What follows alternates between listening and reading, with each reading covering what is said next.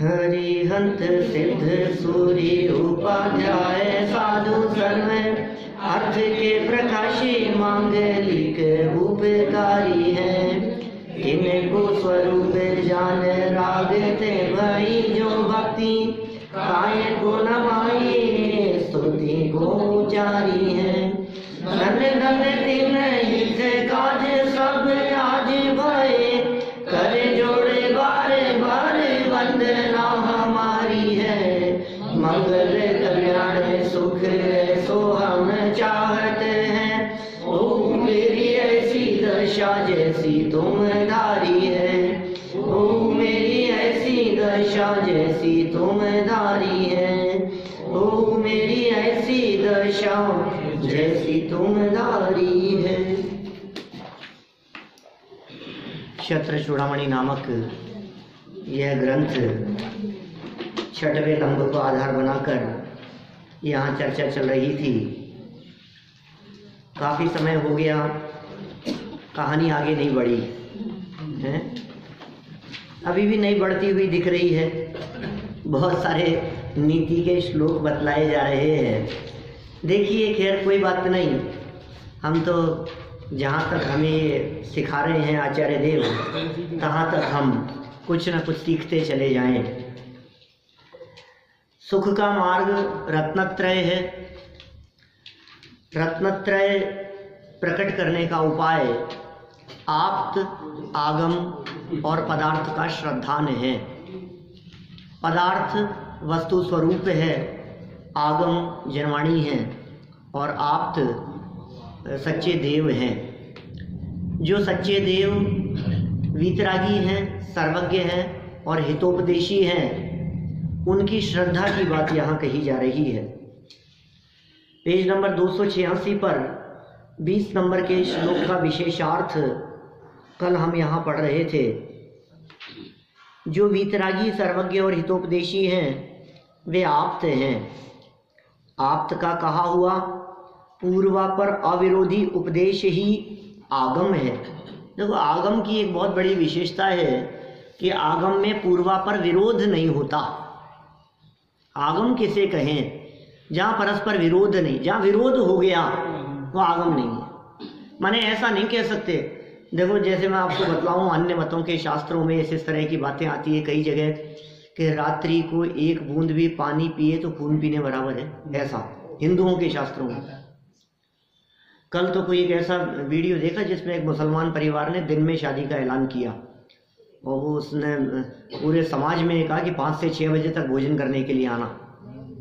ऐसा माने इस तरह के भी लोग हैं दुनिया में। हिंदू धर्म में भी मार्कंडेय पुराण वगैरह में ऐसे ऐसे प्रमाण मिलते हैं जहाँ उन्होंने कहा रात को एक अन्न का दाना भी खाए तो मांस खाने के बराबर और एक बूंद पानी पीवे तो खून पीने के बराबर है। ऐसा उनके यहाँ शास्त्रों में कहा है। लेकिन एक तरफ तो ये बात और दूसरी तरफ ये बात कह देते हैं कि चांद देख के भोजन करना। दोनों विरोध बात हो गए, तो विरोध हो गया ना दोनों बातों में। एक तरफ कुछ कह दिया, दूसरी तरफ उसके विपरीत बात कह दी। बोले जैन आमनाय में ऐसी परस्पर विरोधी बातें नहीं मिलेगी। परस्पर विरोध नहीं है, एक ही मुद्दा है बस, क्या? वीतरागता का पोषण। अहिंसा और सदाचार की सिद्धि होती रहे और वीतरागता का पोषण होता रहे, वो सब जनागम है। जैन शास्त्रों के अंदर चाहे प्रथमानुयोग पढ़ लो, चाहे कर्णानुयोग पढ़ लो, चरणानुयोग हो या द्रव्यानुयोग हो, चारों ही अनुयोगों में एकमात्र वीतरागता का पोषण मिलता है। जहां चर्चा होगी वीतरागता की, प्रथमानुयोग में कहानियां बता के क्या बतलाएंगे, अंत में वीतरागता बतलाएंगे। चरणानुयोग के शास्त्रों में भी जिस प्रकार से वीतरागता बढ़े ऐसे आचरण की बात करेंगे। कर्णानुयोग में भी उपयोग की सूक्ष्मता के माध्यम से वीतरागता की वृद्धि होती है और द्रव्यानुयोग तो वीतरागता के लिए समर्पित है ही। तो यहाँ आगम के लिए शब्द प्रयोग किया गया पूर्वापर विरोध रहित। पूर्व अपर, पूर्व माने पहले, अपर माने बाद में, आगे पीछे। आगे पीछे उन बातों में जहाँ विरोध न हो उसका नाम क्या है? आगम, जो चला आया है अविरोध रूप से। 19वें श्लोक के विशेषार्थ में कहे हुए जीवादि 7 तत्व और उन 7 तत्वों में पुण्य और पाप को मिलाने से 9 पदार्थ होते हैं। तत्व 7 और किसे मिला दिया? पुण्य और पाप को मिला दिया। तो पुण्य और पाप को मिला दिया तो मिल गए क्या पुण्य और पाप? अरे मिलाने का मतलब उनको अलग से रखा है, 9 हो गए, कोई मिले नहीं। कोई पुण्य को संवर में, सारी गड़बड़ी तो इसलिए हो रही है कि पुण्य को संवर में मिला दिया क्या? और पाप को आश्रव समझ लिया, मात्र पापाश्रव को आश्रव समझ लिया। ये है मिलावट। यहाँ मिलावट नहीं करनी है। जीव अजीव आश्रव बंध संवर निर्जरा मोक्ष पुण्य और पाप, इन सबको सेपरेट रखना है, अलग अलग। इनकी गड़बड़ी हुई ना तो जेल हो सकती है। हो क्या सकती है? हो रही है। अनादिकाल से जो जेल हो रही है वो जेल इनमें गड़बड़ी की वजह से हो रही है। आपको जो मैटर, जो वाक्य, जो विकल्प, जो चर्चा जिस तत्व में जानी चाहिए उसको उसी तत्व में करना, दूसरे तत्व में मिलावट कर दी तो जेल है। मिलावट का बहुत चल रहा है आजकल। खूब सर्जिकल स्ट्राइक हो रही है, मिलावट, ये पकड़ा वो पकड़ा, मिलावट। अब देख लो आप, हमारे जीवन में भी निरंतर मिलावट मिलावट मिलावट होती जा रही है। किसको किस में मिला रहे हैं? पुण्य को पाप में मिला रहे हैं और पाप को पुण्य में मिला रहे हैं। कर रहे हैं पाप, मान रहे हैं पुण्य। क्या कर रहे हैं? पुण्य मान रहे हैं धर्म। ये सब मिलावट का धंधा चल रहा है यहाँ। राग भाव की मिलावट कर दी संवर के साथ में, स्वर्ग को मिला दिया मोक्ष में और जीवन पूरा हो जाने को मोक्ष समझ लिया। शरीर की मिलावट कर दी आत्मा में और आत्मा की मिलावट कर दी शरीर में। ये सारा मिलावट ही मिलावट तो चल रहा है और इस मिलावट का फल भुगतते हुए 4 गति की जेल हो रही है। आखिर सोचो तो सही, ऐसा क्या अपराध किया जिस अपराध के फल में ये जीव जेल में गया? जेल में जाना तो अपराध होता है ना, अपराध के फल में जाता है। और एक जेल में गया और वहां से निकाल करके दूसरी जेल में डाल दिया गया। ये बातें मैं कोई 20 साल पहले कहता था, आज पता नहीं कैसे याद आ गई मेरे को। क्या मैं ऐसी बात कहता था, मैं पुराने प्रवचनों में मिलेगी कहीं, स्मारक के पुराने प्रवचनों में 20-1 साल पहले। यहाँ तो रिकॉर्ड होते नहीं थे उस जमाने में। तो एक जेल से निकला और दूसरी जेल में डाल दिया गया। उस जेल से निकला, मनुष्य गति की जेल से निकला और तिर्यंच गति की जेल में, तिर्यंच गति की जेल से निकला और देव गति की जेल में, देव गति की जेल से निकला और फिर तिर्यंच गति की जेल, फिर कभी नरक गति की जेल। ये हो क्या रहा है आखिर? एक जेल से निकाल करके दूसरी जेल में। जेल जाना तो अपराध का फल होता है। आखिर ऐसा क्या अपराध किया कि सुन, जेल में रह करके भी जो जीव वापस अपराध करते हैं उनकी सजा कम नहीं होती, उनकी सजा और बढ़ा दी जाती है। और जो लोग जेल में रहते हुए कुछ ऐसा लगा, नरक की जेल में रहते हुए, त्रियंच की जेल में रहते हुए कुछ ऐसा अनुभव हुआ कि ये जीव थोड़ा सुधरता सा दिखाई दे रहा है, तो इसको मनुष्य गति की जेल में भेज दिया कि थोड़ा थोड़ा इसकी सजा थोड़ी कम जैसी हो जाए। लेकिन मनुष्य गति की जेल में आकर के भी फिर इसने वही अपराध किया, राग द्वेष कषाय काम क्रोध, और वही मिलावटखोरी का काम किया। तो क्या होगा बोलो? मुक्त हो जाएगा कि दोबारा बड़ी जेल में डाल दिया जाएगा? पुराने हेडक्वार्टर में चला जाएगा। पुराने हेडक्वार्टर में चला जाएगा और बड़ी जेल में, और बड़ी जेल में। कौन सी में? नरक की नहीं, निगोद की जेल में डाल दिया जाएगा। और पता है उस जेल में जाने की जो सजा होती है वो सजा कितनी होती है? ये 14 साल की उम्र कैद नहीं, वहां तो सजा कितनी लंबी होती है। अरे फिर काल अनंत, अरे दुख का घन छाएगा। क्या यदि अवसर चूका तो भव भव पछताएगा, फिर काल अनंत, अरे दुख का घन छाएगा। दुख का घन छाएगा आगे, ऐसा ऐसा अवसर मिल जाएगा। तो क्या करना, मिलावट नहीं करना। तो यहाँ तो कह रहे हैं पुण्य पाप को मिला लो 7 तत्वों में, मिलाना नहीं है। 7 और 2 छोड़ के 9 कर लो, 7 को छोड़ के 9 कर लो, ऐसा मिलावट नहीं करनी है, कहीं 7 में मिला लिया, ऐसा नहीं। तो इस प्रकार आप्त, आगम और पदार्थ के यथार्थ ज्ञान को सम्यक ज्ञान कहते हैं। ये तीनों ही मेरे आत्मा को कल्याणकारक हैं। कौन करेगा? पैसा? पैसा नहीं पैसा थोड़ी ना कल्याण करेगा। कल्याण कौन करेगा? भला करने वाला कौन है हमारा? तो कहा ये 3 ही, माने रत्नत्रय ही एकमात्र ऐसा है जो 3 लोग 3 काल में इस जीव का भला करने वाला है। याद आती है कुछ लाइनें? रत्नकरण श्रापाचार्य की कुछ लाइनें हैं जिसमें उन्होंने लिखा है, न सम्यक्त्व समम किंचित त्रय काल्ये त्रिजगत्यपि।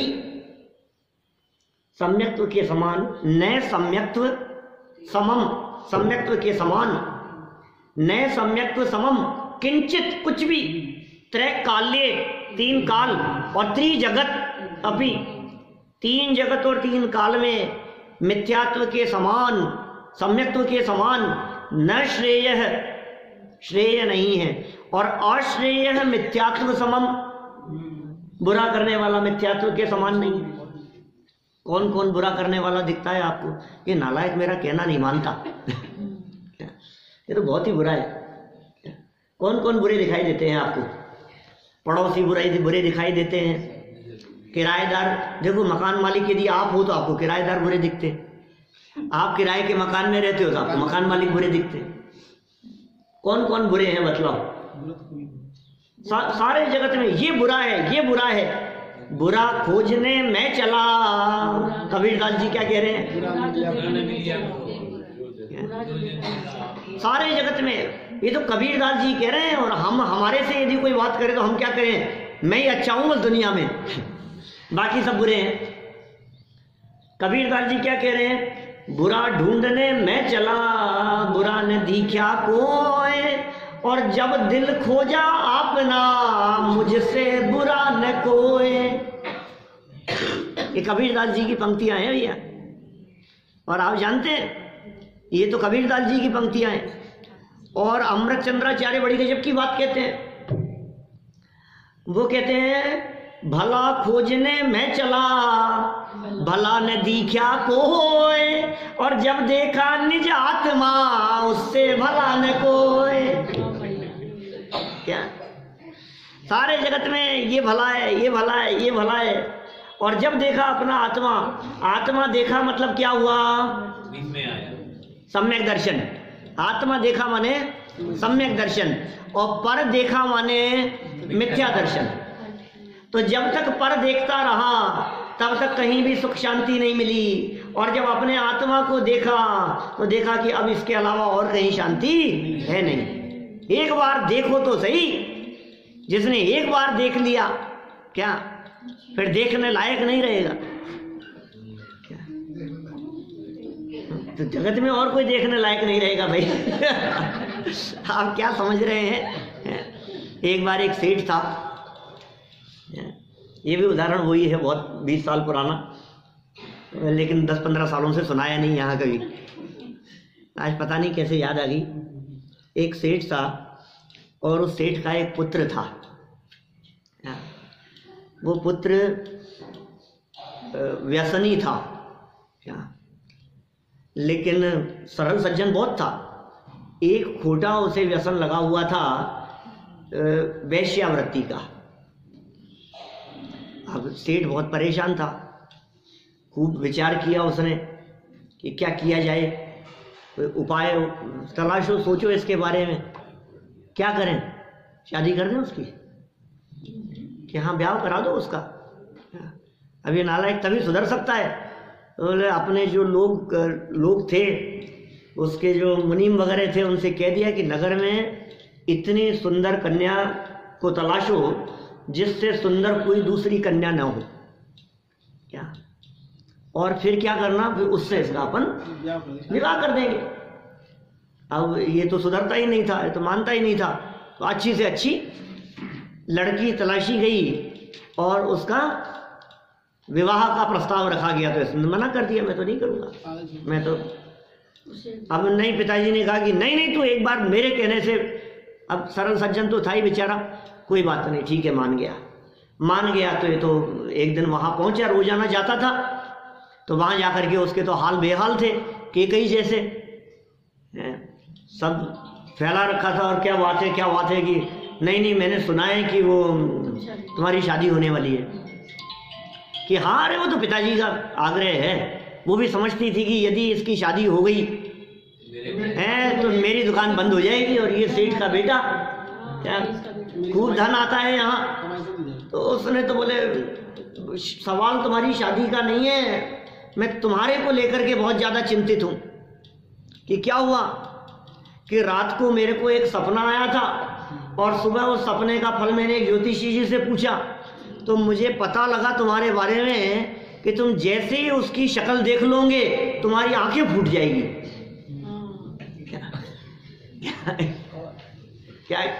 क्या षड्यंत्र रच दिया उसने।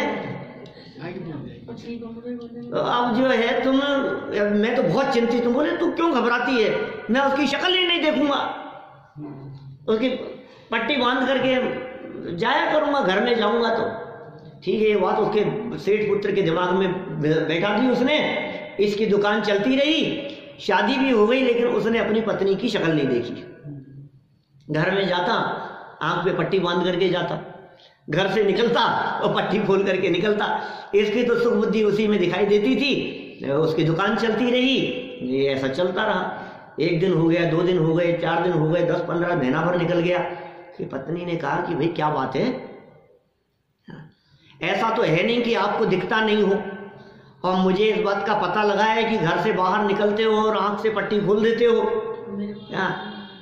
और घर में आते हो और पट्टी बांध करके आते हो। तो सरल सज्जन था, बेचारे ने सारी बात तो बताई कि भाई उसकी बात तो नहीं कही क्या, लेकिन ये जरूर कही कि किसी ज्योतिषी ने ऐसा कहा है और मेरी आंखें फूट जाएगी। अब तुम बताओ, क्या आंखें फूट जाएगी ये तुम्हें अच्छा लगेगा क्या? इसलिए मैंने आज तक कभी तुम्हारी शक्ल नहीं देखी। तो उसने कहा कि तुम एक काम करो, क्या कि तुम एक आंख से खोल करके मेरे को देखो क्या, और यदि वो फूट जाए तो दूसरी को मत खोलना, तुम्हारा काम तो चलता रहेगा, कोई बात नहीं। ये प्रस्ताव उसको समझ में आ गया, और जब उसको प्रस्ताव समझ में आया तो उसने एक आंख से खोल करके देखा। फिर क्या हुआ जैन साहब, जब एक आंख से खोल करके देखा तो क्या हुआ फिर कि देखा तो आंख फूट गई होगी। अरे आंख नहीं फूटी, आंख खुली की खुली रह गई। ऐसे ही हम ये कहते हैं, भाई सुन, एक बार जिसको तेरे को पर पदार्थों में सुख बुद्धि दिख रही है, तू पर से एक बार दृष्टि हटाकर एक आंख से ही सही, लेकिन तू अपने आत्मा को देख तो सही। यदि तू एक बार अपने आत्मा को देखेगा तो हम तुझे गारंटी देते हैं, फिर तुझे जगत में कोई देखने लायक लगेगा नहीं, बचेगा नहीं, दिखाई नहीं देगा। एक बार देख अपने आत्मा को। जिसने अपने आत्मा को एक बार देख लिया, ये सोचता है मैं आत्मा को देख लूंगा तो बाबा जी बन जाऊंगा। जिसने आत्मा को देख लिया उसकी घर गृहस्थी बिगड़ जाएगी। जिसने आत्मा को समझ लिया उसकी घर गृहस्थी चौपट हो जाएगी, फिर घर छोड़ करके निकल जाएगा। अरे तू जगत के बहकावे में मत आ, ये दुनिया के लोग तुझे बहकाते रहेंगे। यहाँ सम्यक दृष्टि ज्ञानी जी एक बार उस आत्मा को देखते हैं तो फिर उनकी घर गृहस्थी चौपट नहीं होती, उनकी घर गृहस्थी व्यवस्थित होती है। क्या घर में कैसे रहना है ये बात और ये कला वे सम्यक दृष्टि ज्ञानी जीव और अच्छे से जान लेते हैं, समझ लेते हैं। ये कला एक बार सिखाने के लिए कह रहे हैं। 3 लोक 3 काल में सम्यक दर्शन के समान, सम्यक दर्शन माने अपना दर्शन, सम्यक दर्शन माने आत्मदर्शन, इसके समान कोई सुखी करने वाला नहीं, और मिथ्यात्व के समान तेरा कोई शत्रु नहीं, कोई बैरी नहीं, कोई दुश्मन नहीं। क्या मिथ्यात्व के लिए मोक्ष मार्ग प्रकाशक में एक प्रकरण दिया, वहां मोह की महिमा कह करके पुकारा। महिमा है। मोह माने मिथ्यात्व, मिथ्यात्व की भी महिमा कि हाँ हाँ बड़ी गजब की महिमा है। ये मिथ्यात्व कई कई लोगों को तो ऐसा लगता है ये मिथ्यात्व हमारा ऐसा साथी है साहब, मैं नरक में चला गया हूँ चाहे निगोद में चला गया हूँ, मिथ्यात्व ने आज तक कभी मेरा साथ नहीं छोड़ा।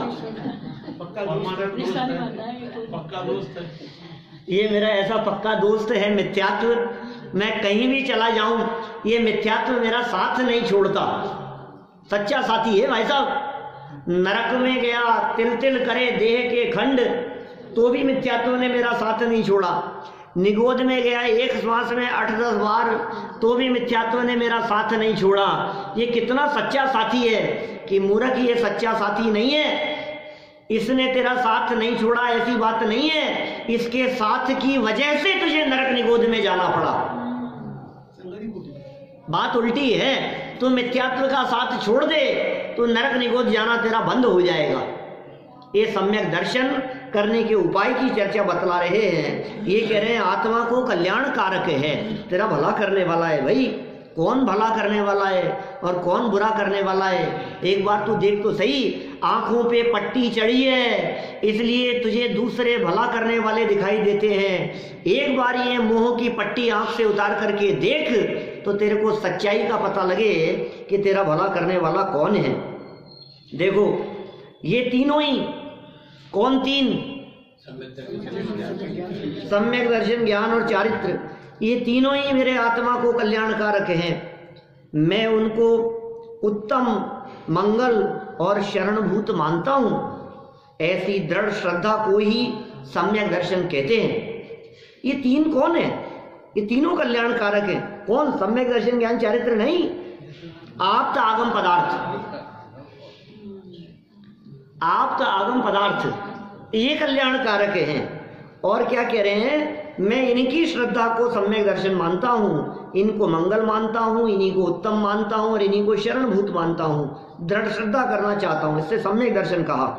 यथार्थ श्रद्धा के साथ अपने व्यक्त ज्ञान को निज शुद्धात्मा में संलग्न करते हुए आत्मा का अनुभव करना, वही सम्यक चारित्र है। आनंद का अनुभव, उसका नाम सम्यक चारित्र है। ये चारित्र सुनते ही कष्ट लगता है, ये चारित्र कह रहे हैं आनंद का अनुभव। देखो सोच में ही कितना फर्क है। हमने कहा थोड़ा चारित्र तो होना चाहिए, कहता है नहीं यार मैं बंधना नहीं चाहता। बंधन नहीं कि रात्रि भोजन छोड़ क्यों नहीं देते? नहीं खाता नहीं हूँ वैसे मैं रात को, लेकिन नियम नहीं है मेरा। तो नियम क्यों नहीं है यार? वो बंधन है भाई साहब, नियम कौन लेवे, क्या पता कभी कोई मौका पड़ जाए।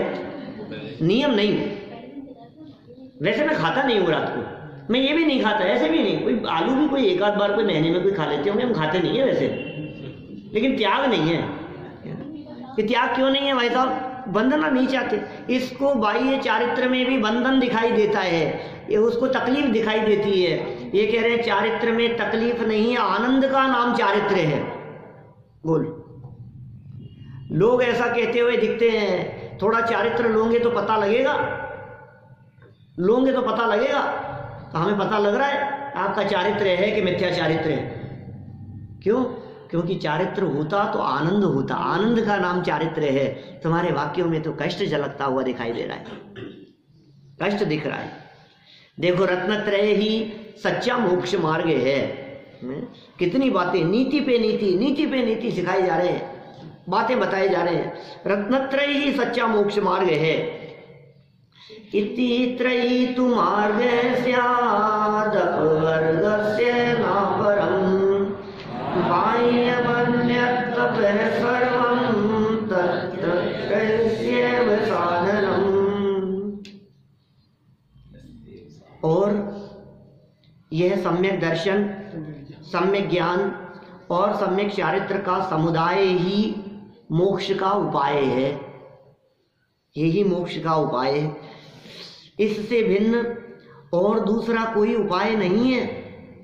इससे भिन्न और सब बाह्य तप इन्हीं तीनों के साधन हैं और कोई उपाय नहीं है। कि साहब मोक्ष का साधन, मोक्ष का उपाय वही व्रत, पूजन, उपवास आदि कुछ भी कर लो आप, व्रत ले लिया, नियमों का पालन कर लिया, दृढ़ चारित्र पालन करने की सोचते रहे, सर मुंडवा दिया, केश रोज करवा दिया, गड़क बड़े तप चल रहा है साहब, बहुत कठोर तप तप रहा हूं मैं, सर खाली करवा दिया हमने, पूरा का पूरा खोपड़ी बिल्कुल गंजा हो गया। ये क्यों भाई? कि मून मुड़ाए 3 गुण, सिर की मिट गई खाज, खाने को लाडू मिले और खाने को लाडू मिले, और लोग गए महाराज महाराज। क्या बोलो? ये मून मुड़ाए 3 गुण है साहब इसमें। सर की जो खुजली थी वो मिट गई, और खाने को मेवा मिष्ठान, क्या रोज डोसे तो नहीं मिलते होंगे क्या, के साथ लेकिन जो भी है, और लोग जय जयकार खूब। बोलो कैसे गुण हैं इसमें?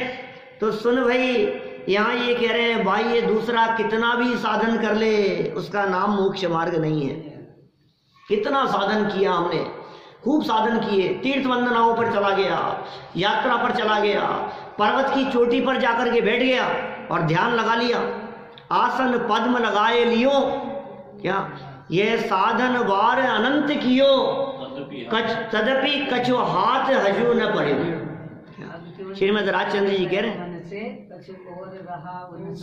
इन साधन से और कुछ भला होने वाला नहीं है भैया, तू कहाँ भटक रहा है? क्या क्या कह रहे हैं? क्या क्या किया तूने? अनगिनती बार मंदिर मस्जिद देवी देवताओं के चक्कर लगाता रहा है, धर्म के नाम पर न मालूम क्या क्या करता रहा, किन किन बातों को धर्म की परिभाषाएं अपने नाम पर गढ़ता रहा, इससे धर्म हो जाएगा, इससे धर्म हो जाएगा, इससे धर्म हो जाएगा, और सब तरफ से हट करके यहाँ प्रवचन सुनने के लिए आकर के बैठा तो सुन करके अपने आप को धर्मात्मा मानता रहा। बोलो ये भी तो धर्म नहीं है, ये सुनना भी तो धर्म नहीं है, ये भी तो मोक्ष मार्ग नहीं है। इससे कोई मोक्ष मार्ग जीवन में प्रकट हो जाए ऐसा भी नहीं है। ये कह रहे हैं रत्नत्रयी ही मोक्ष मार्ग है, इसके अलावा भाई ये साधन तुम कुछ भी कर लो, कितना भी करो, कुछ होने वाला नहीं है, कुछ भी नहीं होगा।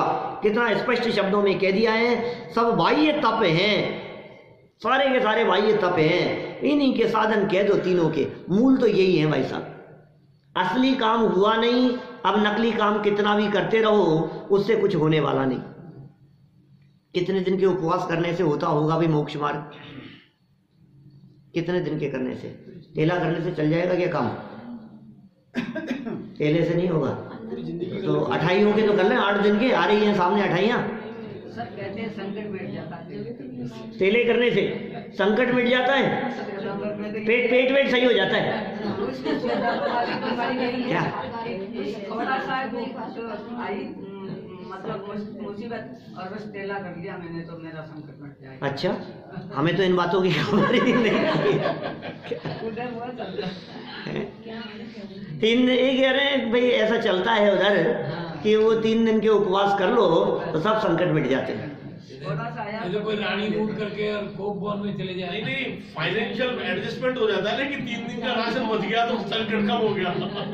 ऐसा होता क्या होता है, कभी भी पुण्य का उधर ऐसा मिलान हो जाता है, अनुकूलता भ्रम हो जाता है, कभी कभी मिलने से वो सदा मान लिया जाता है। हाँ होना तो वो दूसरा अपने सहयोग से होता है, सही बात तो है। जुड़ जाता है। ये गलतफहमी बहुत खतरनाक चीज है। अब हुआ किसी और कारण से और मान लिया किसी और कारण से, और ये सोच रहा है कि इससे तो बड़ी बढ़िया हो गया, उपवास करने से हुआ है, काम तो पुण्य के उद्देश्य से हुआ था। एक और उदाहरण याद आ रहा है पुराना। क्यों अच्छा नहीं लग रहा? नहीं तो कपिल शर्मा की बातें अच्छी लगती है। तो क्या हुआ, एक आदमी गांव से आया था, गांव के अंदर बिजली नहीं थी उनके यहाँ, और शहर में आया, पहली बार आया था और उसे कुछ पता नहीं था। और घर में किसी के यहाँ रुका, जिनके यहाँ रुका तो शाम का समय हो गया था, तो उन्होंने कहा कि मैं आया 10 मिनट में आता हूँ, तुम एक काम करो कि लाइट जला के बैठो, रात होने वाली थी, लाइट जला के बैठो। लाइट जला करके बैठो, लाइट तो पता लगे अभी ये लाइट है, ये जला के बैठो। उसने जेब में से माचिस निकाली, लाइट जलाने की कोशिश करी, क्या लाइट जलाने की खूब कोशिश करी, एक देश लाइट खराब हो गई, दूसरी खराब हो गई, माचिस है ना, 3, 4, 5, इतनी देर में घर का कोई बच्चा उधर से घूम रहा था, उसको लगा कि यार बाबूजी जला रहे, परेशान हो रहे हैं। उसने उधर से जाकर के उसने स्विच ऑन किया और इधर से क्या हुआ, लाइट जल गई। अरे यार, छठी तिथि में जाकर के जली है लाइट। हमेशा के लिए होगा कि लाइट इतनी चलेगी। कैसे जलती है लाइट? अब देखो क्या मान्यता का पोषण हो जाता है ऐसा। पहले तो समझता था यही कि इससे जलती है, और अब वो जल गई तो ये और समझ लिया कि जलती तो इसी से है क्या, जबकि असली कारण क्या है? असली कारण तो स्विच है। ऐसे हम कह रहे हैं इसने किया उपवास और उधर से दूर हो गया संकट। इसने समझ लिया उपवास से संकट दूर हुआ, जबकि हुआ क्या था कि उदय बदल गया अंदर से, कर्म का उदय बदल गया। कर्म का उदय बदल जाने से काम उधर हो गया। काम उधर हुआ, इसे लगा कि मैं रोजाना, अरे मैं तो एक दिन प्रवचन में क्या चला गया, मेरा तो काम हो गया, गजब यार। ऐसे मान्यता का पोषण हो जाता है भाई साहब। अपने यहाँ सागर मल जी साहब आया करते थे, ये भी कोई बहुत 25-30 साल पुरानी बातें होगी। तो वो मेरे ख्याल से 96 के बाद नहीं आए वो। अब तो स्वर्गवासी हो गया अब तो उनका, है ना। लेकिन कोई 22-23 साल पहले वो आते थे यहाँ, तो वो एक घटना सुनाते थे। महावीर जी गए, महावीर जी की खूब महिमा सुनी उन्होंने, और अपने पंडित साहब सुनाया करते थे, उस घटना को रिपीट करते थे कई बार। उन्हें महावीर जी गए, खूब महिमा सुनी थी, खूब चमत्कार है महावीर जी का। दर्शन करके नीचे उतरे, और नीचे उतरने पर नई जूतियां पहन करके आए थे, वो जूतियां गायब हुई। अरे यार, मैंने तो इनका खूब चमत्कार सुना था और मेरी तो जूतियां गायब हो गई क्या। दोबारा दौड़ करके ऊपर गए, बोले महावीर भगवान अब तो तेरा चमत्कार तब मालूम है जब मेरी जूतियां दोबारा मिल जाए। और आपको जान करके आश्चर्य होगा, महावीर भगवान ने सुन ली उनकी और वापस नीचे उतर करके आए और जूतियां मिल गई क्या। कोई टॉयलेट करने के लिए पहन गया था, वापस आकर के उसने खोल दी। ऐसा समझ लिया कि महावीर भगवान ने जूतियां दिला दी। यही काम करते हैं महावीर भगवान, हैं बिछुड़े को मिलाने का काम महावीर भगवान का है। ऐसे संकट मोचन है। ये कैसा भ्रम हो जाता है। काम किस कारण से हुआ है भाई, योग्य कारण को न पहचाने और अपनी पूर्व मान्यताओं का पोषण करें तो ये मिथ्यात्व है। यहाँ ये कह रहे हैं रत्नत्रय मोक्ष का मार्ग है, बाह्य साधन से मोक्ष उत्पन्न होता नहीं है। तुझे ऐसा भ्रम हो गया है कि मैं अनशन करूंगा, मैं उपवास करूंगा, मैं माला का जाप करूंगा, मैं इन शास्त्रों को पढ़ूंगा, मैं ऐसा करूंगा, मैं इतने इतने व्रत अंगीकार कर लूंगा, मैं इतनी प्रतिमा धारण कर लूंगा, मैं यदि चटाई पर सोऊंगा तो भला हो जाएगा मेरा, मैं यदि उपवास कर लूंगा, मैं इन चीज़ों का त्याग कर दूंगा, मैंने रात्रि को पानी पीने का त्याग कर दिया, मैंने बाजार का भोजन खाने का त्याग कर दिया, मैंने ये सब चीज़ छोड़ दी, तो ये समझता है कि मैंने बहुत धर्म कर लिया। लेकिन यहाँ ये कह रहे हैं ज्ञानी के जीवन में ये सब प्रवृत्तियां होती हैं, लेकिन मोक्ष का साधन तो रत्नत्रय है भाई। उस रत्नत्रय को क्यों नहीं पहचानता है। देखो सरल अर्थ में क्या कहते हैं नीचे, सम्यक दर्शन, सम्यक ज्ञान और सम्यक चारित्र का समुदाय अर्थात तीनों की एकता ही मोक्ष प्राप्ति का उपाय है। तीन नहीं, तीनों की एकता, इनका समुदाय। सम्यक दर्शन ज्ञान चारित्राणी मोक्ष मार्ग है। ये मोक्ष मार्ग है एक वचन है, और सम्यक दर्शन ज्ञान चारित्राणी ये बहुवचन है। वाक्य ही गलत हो गया आपका। एकता क्या अर्थ मतलब जी है? एकता, एकता माने ये तीन अलग अलग नहीं, ये तीनों मिलकर के एक साथ मोक्ष मार्ग है। एक साथ एक समय में कोई तो ऐसे मिलते हैं जो ये कहते हैं कि अरे क्या रखा है सम्यक दर्शन में, तुम तो चारित्र अंगीकार करो।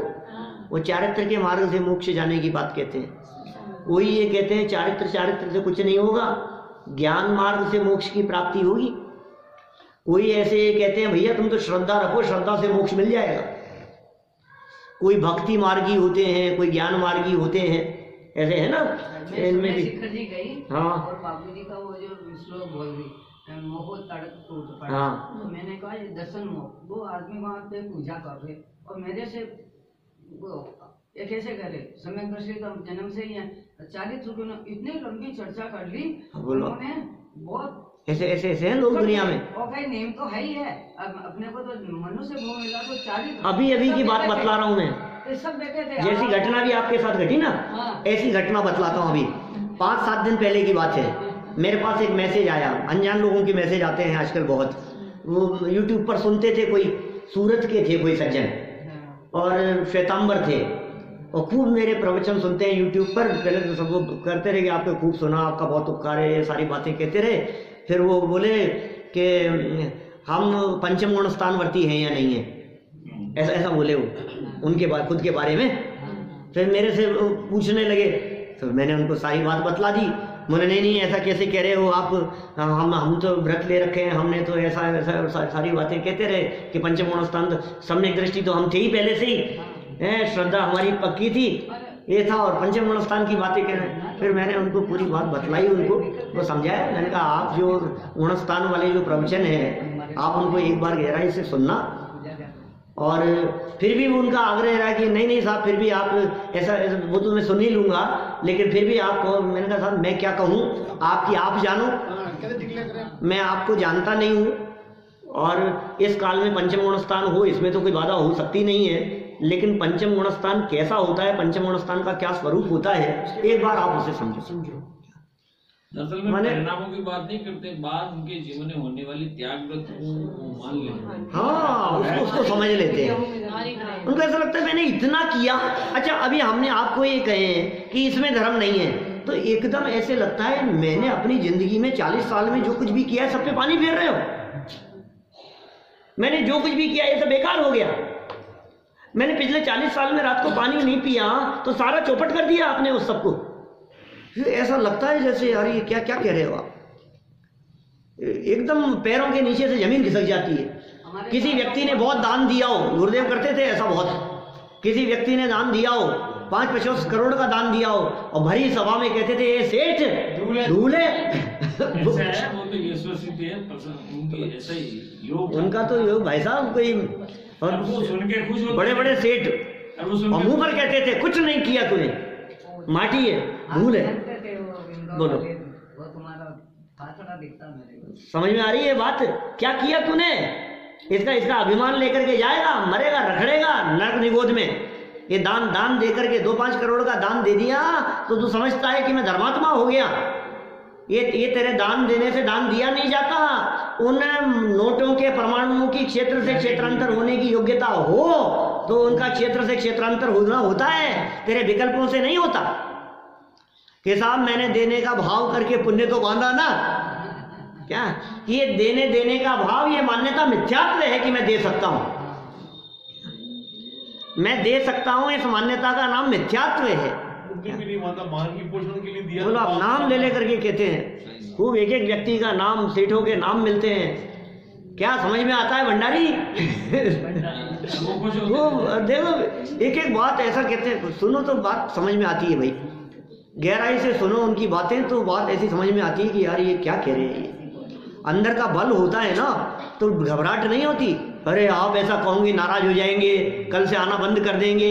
कि कल बंद करता हो ऐसे नाराजगी को लेकर के, आज बंद कर, हमें परवाह नहीं किसी की। क्या तेरी गरज हो तो सुनने के लिए आना, हमें तेरी गरज नहीं है।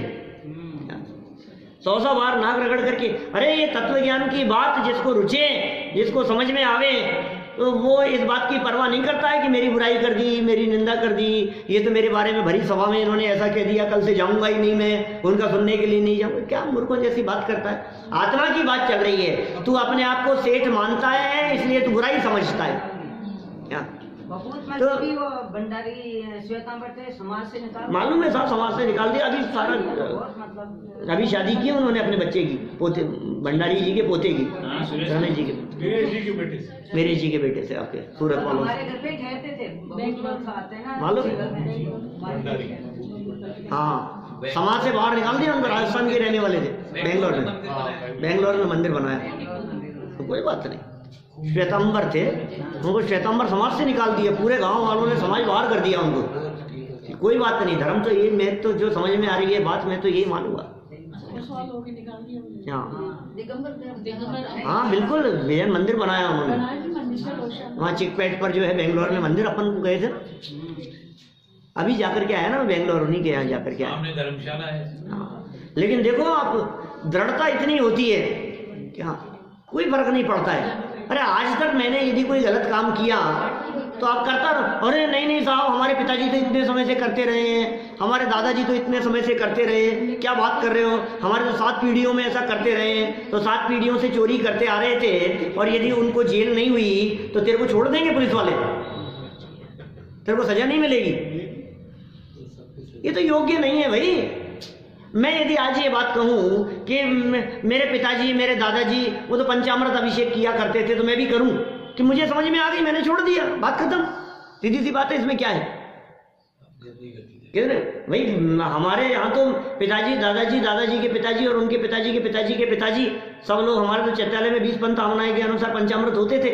मेरी बात कर रहा हूँ मैं तो, मुझे समझ में आ गई कि नहीं नहीं ये मार्ग सच्चा नहीं दिखाई देता है हमारे को, हमारा तो ये 13 पंथ का मार्ग सच्चा मार्ग है, हमने इस मार्ग को अपना लिया, उसमें क्या दिक्कत है कि पिताजी की लकीर पे लकीर पीटते रहेंगे हम? नहीं भाई, तो निर्णय अपना है। क्यों?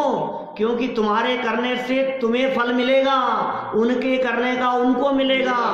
क्या हमारे यहाँ तो जैन परंपरा में ऐसा है कि पिताजी नरक में जाए तो बच्चे मोक्ष जा सकते हैं, क्या, और तुम मोक्ष जाओ तो तुम्हारे बच्चे नरक में जा सकते हैं। खूब उदाहरण हैं इस तरह के। रावण नरक में गया और रावण के बच्चे, उनसे कोई कहे कि देख तेरे पिताजी नरक में गए, तुझे भी जाना पड़ेगा, मैं क्यों जाऊं? कि क्यों? वहां कुल परंपरा का विचार नहीं करता है कि हमारे कुल में तो यही चलता रहा है। टोडरमल जी ने खूब तर्क दिए, हमने जब मोक्ष प्रकाशक चलाया था कुल अपेक्षा धर्मधारक व्यवहारावासी में, उसमें विचार नहीं करता है। भाई देखो हमारे यहाँ तो 3 पीढ़ियों से घर में दरिद्रता है, अब मैं पैसे क्यों कमाऊं? कमाने के लिए विदेश चला जाता है। कुल परंपरा का विचार करता है इस बारे में? वहां कुल परंपरा का विचार नहीं करता, तो यहाँ तत्व निर्णय करने का प्रयास क्यों नहीं करता? तू निर्णय कर, बात सच्ची क्या है।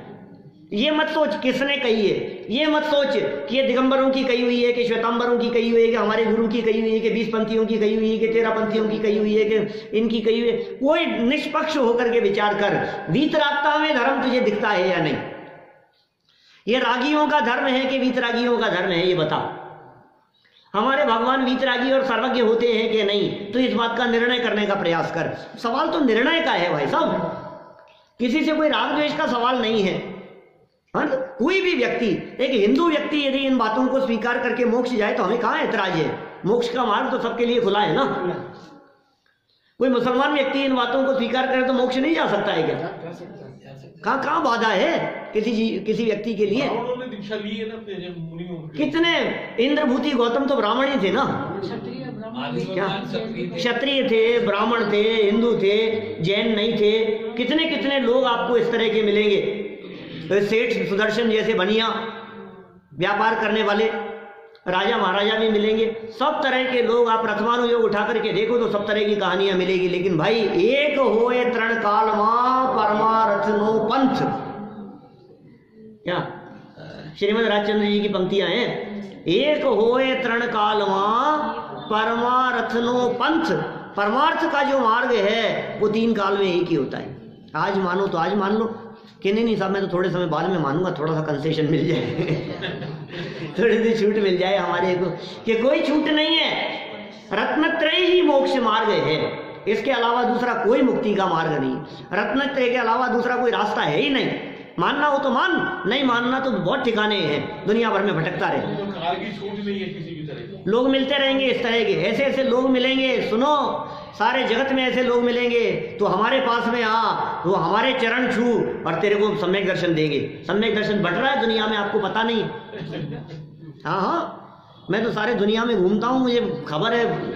घाट घाट का पानी पिया, घर घर का भोजन किया है, क्या सारे दुनिया की खबर है। लोग सम्यक दर्शन बांट रहे हैं, आपको पता नहीं है। सिमंदर भगवान के दर्शन करा रहे हैं, विदेश क्षेत्र की टिकट बेच रहे हैं, क्या गारंटी ले रहे हैं कि हम आपको हमारे शिष्य बनो, ऐसा करो, इनको मानो, आपको इनका शिष्य बनना पड़ेगा, रजिस्टर्ड शिष्य बनो, और उनका तो फिर वो आप उनके फॉलोअर्स हो जाओ, वो आपको भेज देंगे। क्या शरीर या बिना शरीर के भेजेंगे आगे। सम्यक दर्शन तो तुम्हें अब सम्यक दर्शन हो गया। क्या तुम्हें इनके चरणों में बैठ करके माथा टेकना पड़ेगा, और इनके अंगूठे के माथा लगाओ और फिर तुम्हारे को सम्यक दर्शन हो जाएगा। ये श्रद्धा ऐसे बहुत चल रही है, चारों तरफ दुकानें। भाई साहब, ये धर्म का क्षेत्र ऐसा है कि लूटने वाले भी बहुत हैं और लूटने वाले भी बहुत हैं। लूटने वाले बहुत हैं। क्या यहाँ लूटने और लूटने का सवाल नहीं है, यहाँ तो सवाल है सम्यक दर्शन किसका नाम है, तुम निर्णय करो भैया। तुम देखो एक बार, कहाँ हमारा नुकसान कहाँ है और हमारा फायदा कहाँ है। रतनगंज श्रावक में तो यही लिखा कि भाई रतन तो हमेशा थोड़े ही होते हैं। हाँ बस, उसको तो कमी मिलेंगे, बहुमूल्य चीजें तो कमी होती है, आंकड़े बहुत थोड़े होते हैं। हमें तो आश्चर्य है कि हमारी संख्या इतनी ज्यादा कैसे है या यहाँ इतने लोग कैसे आते हैं। रत्न तो थोड़े ही होते हैं, संख्या तो थोड़ी ही होगी, भीड़ नहीं मिलेगी। और खूब चर्चाएं की है। सब्जी मंडी की जो दुकानें हैं वो सैकड़ों, एक गांव में सैकड़ों होगी सब्जी की दुकानें, और रत्नों की दुकानें सैकड़ों गांवों में भी एक आध मिलेगी नहीं। शहर आना पड़ता गाँव, बोलो, बाजार में मिलेगी। ये बहुमूल्य चीजें कम ही हुआ करती है।